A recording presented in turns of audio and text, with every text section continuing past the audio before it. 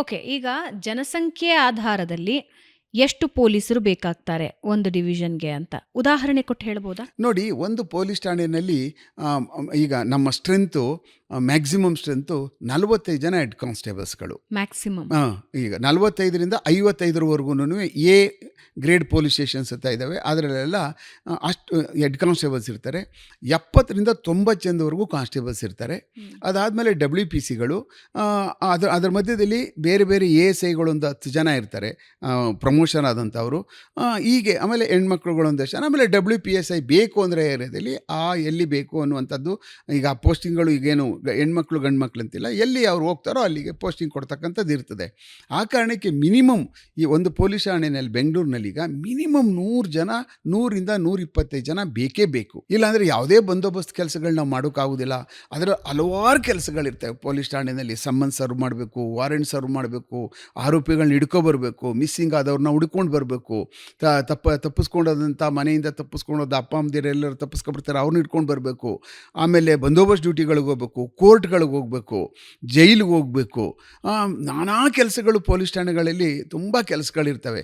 Apart from this ಬೇರೆ ಬೇರೆ information ಕಳಿಸ್ಕೊಟ್ಟಿರ್ತೀವಿ, ಅವ್ರು ಅಲ್ಲೇ ಇದ್ದುಬಿಡ್ತಾರೆ. ಅದಾದಮೇಲೆ ಸರ್ಕ್ಯುಲೇಷನ್ಸ್ಗಳು ಕಳಿಸ್ಕೊಟ್ಟಿರ್ತೀವಿ. ಯಾರ್ದಾದ್ರೂ ಭಾಳ ಇಂಪಾರ್ಟೆಂಟ್ ಏನಾದರೂ ಸರ್ಕ್ಯುಲೇಷನ್ಗಳಿಗೆ ಹೋಗಬೇಕು ಅಂದರೆ ಸರ್ಕ್ಯುಲೇಷನ್ಗೆ ಹೋಗ್ತಾರೆ. ಅದ್ರ ಮೇಲೆ ಟಪಾಲ್ಗಳಿರ್ತದೆ. ಹೀಗೆ ಹಲವಾರು ಡ್ಯೂಟಿಗಳು ಪೊಲೀಸ್ ಠಾಣೆಯಲ್ಲಿ. ಅದ್ರ ಮಧ್ಯೆ ಇನ್ವೆಸ್ಟಿಗೇಷನ್ ಒಂದು ಟೀಮ್ ಇರುತ್ತೆ. ಎಷ್ಟು ವ್ಯಾಪ್ತಿಗೆ ಒಂದು ಪೊಲೀಸ್ ಸ್ಟೇಷನ್ ಸರ್?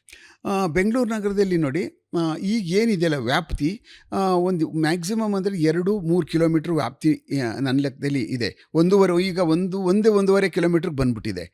ವ್ಯಾಪ್ತಿ ಎಲ್ಲ ಕಮ್ಮಿ ಮಾಡಿದ್ದಾರೆ. ಯಾಕೆಂತಂದರೆ ಡೆನ್ಸಿಟಿ ಆಫ್ ಪಾಪ್ಯುಲೇಷನ್ ಜಾಸ್ತಿ ಇರೋದ್ರಿಂದ ಈಗ totally 115-116 law and order police ಸ್ಟೇಷನ್ಸ್ಗಳು ಬೆಂಗಳೂರು ಸಿಟಿನಲ್ಲಿದ್ದಾವೆ. ಪೊಲೀಸ್ ಸ್ಟೇಷನಲ್ಲಿ ಎಷ್ಟು ಜನ ಇದ್ದೀವಿ ಅನ್ನುವಂಥದ್ದು ಇಂಪಾರ್ಟೆಂಟು ನನಗನ್ಸಲ್ಲ.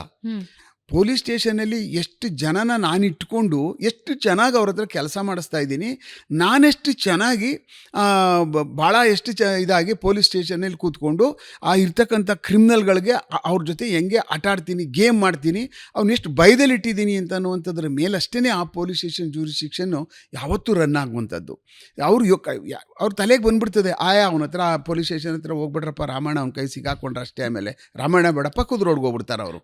ಇದು ಈ ಮೊದಲು ನಡೀತಾ ಇತ್ತು, ಈಗಲೂ ನಡೀತದೆ, ಮುಂದೆನೂ ನಡೀತದೆ. ಅಂದರೆ ತುಂಬ ಚೆನ್ನಾಗಿ ಯಾರು ಈ ಕ್ರೈಮ್ ನಡೆಸ್ತಕ್ಕಂಥ, ಅಪರಾಧ ನಡೆಸ್ತಕ್ಕಂಥವ್ರು, ಅಪರಾಧ ಮಾಡುವಂಥವ್ರು, ಅಪರಾಧನೇ ಪ್ರವೃತ್ತಿ ಅಂತ ಮಾಡ್ಕೊಬಿಟ್ಟಿರ್ತಕ್ಕಂಥವ್ರು, ಪಿಕ್ ಪಾಕೆಟ್ಗಳೇ ಜೀವನ ಅನ್ನುವಂಥವ್ರು, ಮೋಸನೇ ಜೀವನ ಅಂದ್ಕೊಂಡಿರ್ತಕ್ಕಂಥವ್ರು, ಆಮೇಲೆ ರೌಡಿಸಮ್ಮೇ ಜೀವನ ಅನ್ನುವಂಥ ಅವ್ರಿಗೂ ಅವ್ನು ನಮ್ಮ ಪಲ್ಸ್ ನೋಡ್ತಾರೆ. ಯಾರು ಪೊಲೀಸ್ ಇನ್ಸ್ಪೆಕ್ಟ್ರ್ ಬಂದು ಪೊಲೀಸ್ ಠಾಣೆಯಲ್ಲಿ ಕೂತ್ಕೊಂಡಿದ್ದಾನೆ, ಅವನಿಗೆ ಏನೋ ಹೆಂಗೋ ಮೀಟ್ರು ಒಂದು ಅಂತಾರೆ ಅವರೆಲ್ಲ. ಅಂದರೆ ಏನು ಈ ಮನುಷ್ಯ ಕಾಂಪ್ರಮೈಸ್ ಆಗ್ತಾನಾ, ಯಾತಕ್ಕಾದ್ರೂ ನಮ್ಮ ಜೊತೆ ಕಾಂಪ್ರಮೈಸ್ ಮಾಡ್ಕೊಳ್ಳುವಷ್ಟು ಇದೆಯಾ, ಮಾಡ್ಕೋಬೋದಾ, ಇಲ್ಲ ಯಾರು ಮುಖಾಂತರ ಮಾಡ್ಕೋಬೋದು, ಯಾವ ಚೋಟ ಮೋಟ ಲೀಡರ್ಗಳು ಯಾರೋ ಇದ್ದಾರಲ್ಲ ಅವರೆಲ್ಲ MLAಗಳ ಹತ್ತಿರ ಇರ್ತಾರೆ, ಕೆಲವು ಸಲ ಅವ್ರ ಮುಖಾಂತರ ಹೋದರೆ ನಾವೆಲ್ಲ ಪ್ಯಾಕೆಟ್ ಮಾಡ್ಕೋಬೋದಾ, ಇದನ್ನೆಲ್ಲ ಸ್ಟಡಿ ಮಾಡ್ಕೊಂಡು ಬರ್ತಾರೆ. ಆವಾಗ ಇದನ್ನೆಲ್ಲ ನೋಡಿ ಅವರು ಅದ್ರ ಮೇಲೆ ಆ್ಯಕ್ಟ್ ಮಾಡೋಕ್ಕೆ ಶುರು ಮಾಡ್ತಾರೆ. ಏರಿಯಾಗಳಲ್ಲಿ ಕಲೆಕ್ಷನ್ನು ಸಿಕ್ಕಾಬಟ್ಟೆ, ಒಂದು ಹಬ್ಬಕ್ಕೆ 6 ತಿಂಗಳು ಮಿನಿಮಮ್ 3 ತಿಂಗಳು ಮಾಡ್ತಾರೆ ಕಲೆಕ್ಷನ್ಗಳು. ಎಲ್ಲ ಚೋಟಗಳು ಬಡ್ಡಿಂಗ್ಗಳು ಎಲ್ಲ ರೆಡಿ ಆಗ್ತಾ ಇರ್ತಾರೆ ಸೊಸೈಟಿನಲ್ಲಿ. 16-18 ವರ್ಷ. ಈ ಕ್ರೈಮ್ ಸರ್ಕಲ್ ಹೆಂಗೆ ವರ್ಕ್ ಆಗುತ್ತೆ ಅಂದರೆ, ನಾನು ಇವಾಗ ಇದನ್ನು ಹಿಂಗೆ ಅರ್ಥ ಮಾಡ್ಕೋಬೋದಾ, ಎಲ್ಲಿ ಕ್ರೈಮ್ ಜಾಸ್ತಿ ಆಗ್ತಿದೆಯೋ ಅಲ್ಲಿ ಪೊಲೀಸ್ ಸ್ಟೇಷನ್ನಲ್ಲಿರೋ ದಕ್ಷತೆ ಕಮ್ಮಿ ಅಂತ ಅನ್ಕೋಬಹುದಾ ನಾನು?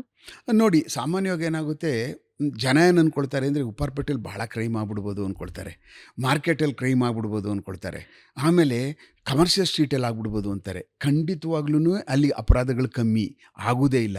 ಜನ ಮಾತ್ರ ಬ್ಯುಸಿ ಇರ್ತಾರೆ ಅಷ್ಟೇ. ಅವ್ರು ಬರ್ತಾರೆ, ಅವ್ರ ಕೆಲಸ ಮುಗಿಸ್ಕೊಂಡು ಹೋಗ್ತಾರೆ. ಅಪರಾಧಗಳು, ಕ್ರೈಮ್ಗಳು ಎಲ್ಲಿ ಜಾಸ್ತಿ ನಡೀತವೆ ಅಂತಂದರೆ ಎಲ್ಲಿ ರೆಸಿಡೆನ್ಷಿಯಲ್ ಲೊಕಾಲಿಟಿ ಇರ್ತದೆ ನೋಡಿ, ಪ್ಯೂರ್ಲಿ ರೆಸಿಡೆನ್ಷಿಯಲ್ ಏರಿಯಾಗಳು, ಅಲ್ಲಿ ಮನೆಗಳು ಹೌಸ್ ಬ್ರೇಕಿಂಗ್ ಥೆಫ್ಟ್ ನಡೀತವೆ, ಭಾಳ ಅತ್ಯಂತ ಜಾಸ್ತಿ ಥೆಫ್ಟ್ಗಳು ನಡೀತವೆ, ತಲೆನೋವು ಅಪರಾಧಗಳು. ಆಮೇಲೆ ಅಲ್ಲೇ ಸಹ ವಿಸಿನಿಟಿಗಳಲ್ಲಿ ಯಾವ್ದಾದ್ರು ಸ್ಲಮ್ಗಳಿರ್ತವೆ, ಮರ್ಡರ್ಗಳಾಗ್ತಾ ಇರ್ತವೆ.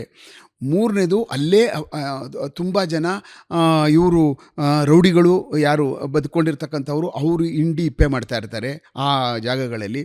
ಆಮೇಲೆ ಅತ್ಯಂತ ಜಾಸ್ತಿ ಪೊಲೀಸ್ ಠಾಣೆಗೆ ಬರ್ತಕ್ಕಂಥ ತುಂಬ ಕೇಸ್ಗಳು ಯಾವುದಾದ್ರು ಪೊಲೀಸ್ ಠಾಣೆಗೆ ಅಂದರೆ ಮ್ಯಾಟ್ರಿಮೋನಿಯಲ್ ಇಶ್ಯೂಗಳು ಬರ್ತವೆ. ಹ್ಮ್. ನಂಬರ್ 1 ಯಾವುದೇ ಪೊಲೀಸ್ ಠಾಣೆಗಳಿಗೆ ಬೆಳಗ್ಗೆಯಿಂದ ಸಾಯಂಕಾಲ ತನಕ ಆವ್ರೇಜ್ ನೋಡಿದ್ರೆ ಮ್ಯಾಟ್ರಿಮೋನಿಯಲ್ ಇಶ್ಯೂಗಳು, ಗಂಡ ಹೆಂಡ್ತಿರ ಜಗಳಗಳು, ಇಲ್ಲ ಈ ಅಕ್ಕಪಕ್ಕ ಹೊಡೆದಾಡ್ಕೊಂಡಿರುವಂಥವು, ಇಲ್ಲ ಅಂದರೆ ಹುಡುಗಿ ಓಡೋಗಿರೋದು, ಇಲ್ಲ ಹುಡುಗ ಓಡೋಗಿರೋದು, ಮಕ್ಕಳು ಓಡೋಗಿರೋದು, ತಂದೆ ತಾಯಿಗಳು ಓಡಾಗಿರೋದು, ಆ ಒಂದು ಮೊದಲನೇ ಪ್ರಿಯಾರಿಟಿಲಿರುತ್ತೆ. Missing cases. ಅದಾದಮೇಲೆ ಮಿಸ್ಸಿಂಗ್ ಕೇಸ್ಗಳು, ಇಷ್ಟೆಲ್ಲ ನಾವು ಭಾಳ ಬೇಗ ಅತ್ಯಂತ ಜಾಗರೂಕವಾಗಿ ಮಾಡ್ತಕ್ಕಂಥ ಅಪರಾಧಗಳು, ಆ ಕೇಸ್ಗಳು ಭಾಳ ಇಮಿಡಿಯೇಟಾಗಿ ನಾವು ಪತ್ತೆ ಮಾಡಬೇಕು. ಇಮಿಡಿಯೇಟಾಗಿ ಕೇಸ್ ರಿಜಿಸ್ಟರ್ ಮಾಡಿಸ್ಬೇಕು. ಎಲ್ಲೋ ಬಂದಿದ್ದಾರೆ, ಹುಡ್ಕೊಬರೋಗ ಎಲ್ಲ ಯಾವುದೇ ದೇವಸ್ಥಾನಕ್ಕೆ ಹೋಗಿರ್ತಾರೆ, ಎಷ್ಟು ವಯಸ್ಸು, ಪಕ್ಕದವ್ನು ಇದಾನ ನೋಡು, ಅವ್ರ ಮನೇಲಿ ಇದಾನ, ಇದೆಲ್ಲ ಹೇಳ್ತೀವಲ್ಲ ನಾವು.